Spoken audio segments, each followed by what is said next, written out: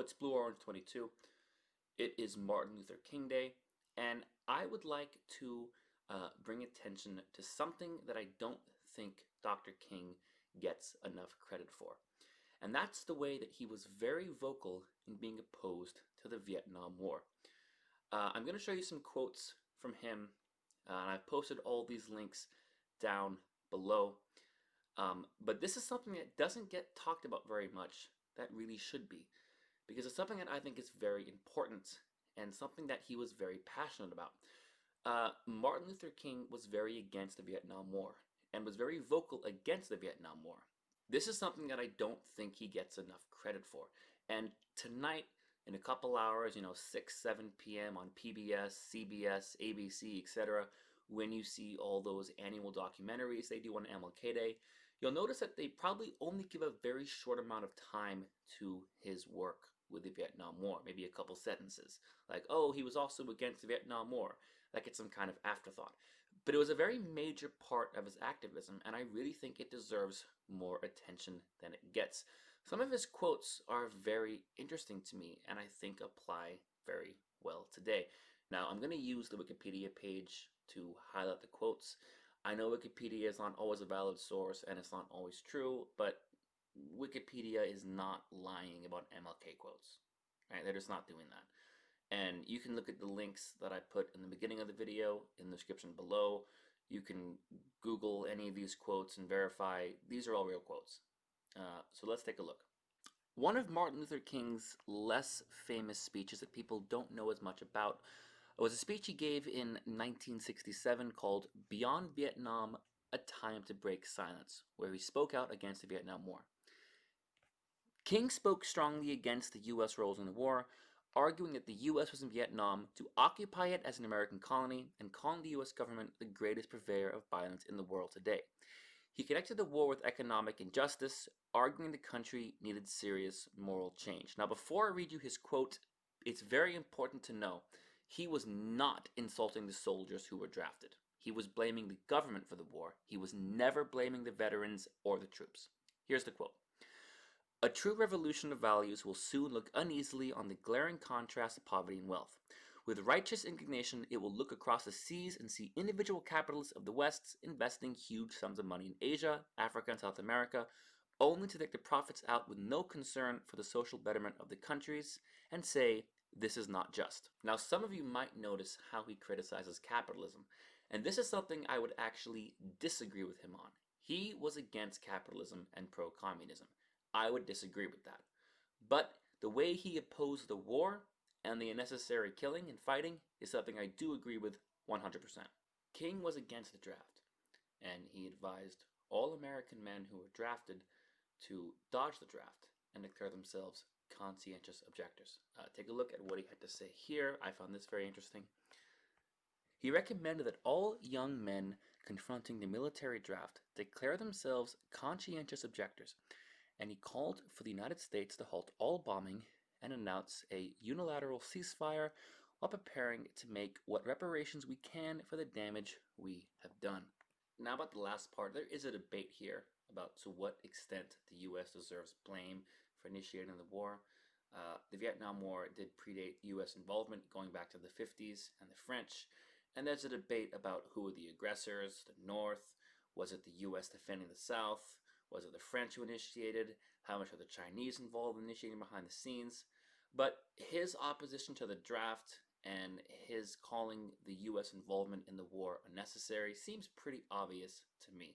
And the fact that he thought the war was a bad idea from the U.S. point of view seems pretty obvious to me.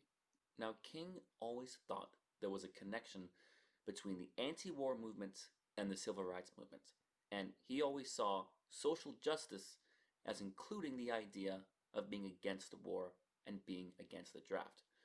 This is kind of why I'm doing this video. This was a much bigger part of his activism than a lot of people realize. Take a look at some of the things that he said. On April 15th, 1969, King participated and spoke at an anti-war march from Manhattan Central Park to the United Nations.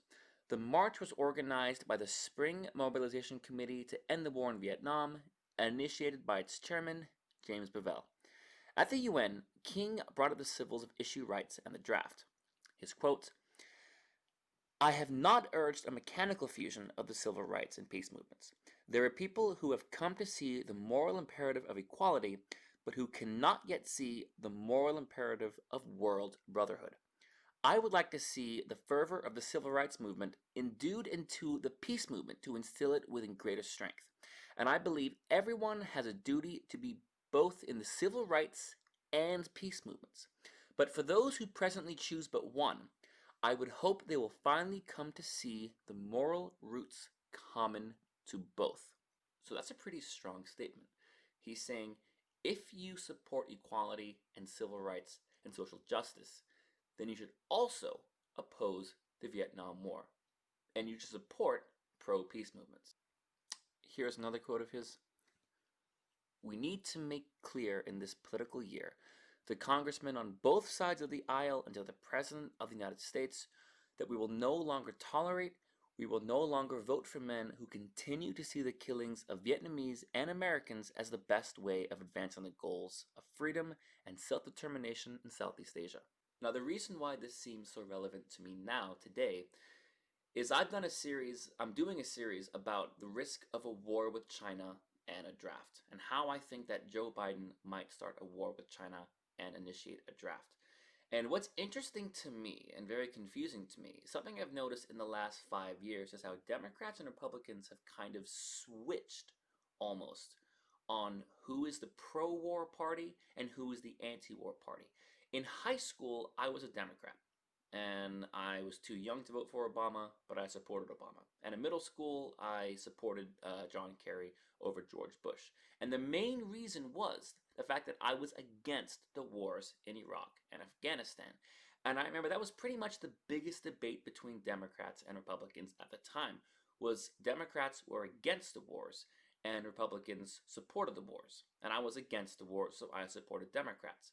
But now it's almost as if we've flipped, and it's almost as if Democrats are now the pro-war party and Republicans are now the anti-war party.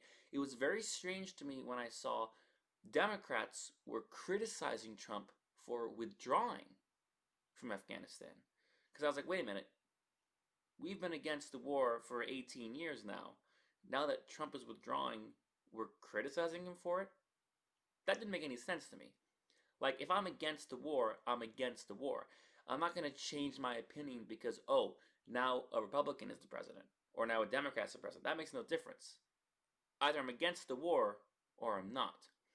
So if we do see a situation with another war and another draft in the near future, I hope people who consider themselves progressive and in favor of equality and social justice will remember how Martin Luther King felt about wars and the draft. He supported peace and equality. He was against wars and he was against the draft. And it actually cost him a lot by saying this. He lost some allies by being against the war. But that's what he thought was the right thing to say, and that's what he said. That's just who he was. To me, that's a real American hero. I think something else worth pointing out is how the Vietnam War is another example of a men's issue that affects men of all races. And the draft today is something that affects men of all races. Because no matter what race you are, if you're a man in the US, you have to register for selective service, and you might be sent to die against your will. This has always been a very powerful picture to me. And this is something that Martin Luther King talked about a lot because it was very important to him. And I encourage you to really look at some of the stuff that he said on the Vietnam War. Read the links I put down below. I mean, I could talk for hours about how involved he was in the anti-war movement. He saw it as one of the most crucial elements of social justice and equality, was being against the war and being against the draft and being against sending your people to both kill others and to be killed themselves.